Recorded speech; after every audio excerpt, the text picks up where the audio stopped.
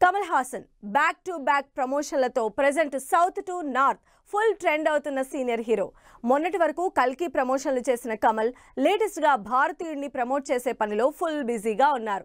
ఇంకా ఇండియాలో ప్రమోషన్లు సరిగా స్టార్ట్ చేయకుండానే ఫారెన్ లో సినిమాని ప్రమోట్ చేస్తూ సందడి చేస్తున్నారు. మరి కల్కి సక్సెస్ ని భారతీయుడు కంటిన్యూ చేస్తాడా?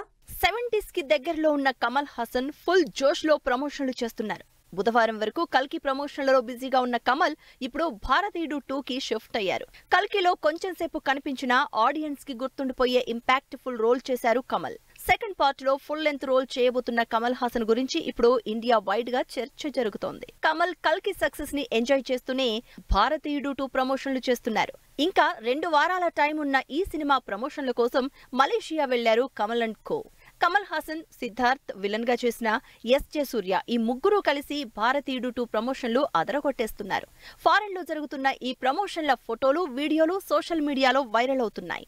శంకర్, కమల్ హాసన్ కాంబినేషన్ లో తెరకెక్కుతున్న భారతీయుడు 2 జూలై 12న రిలీజ్ అవుతోంది.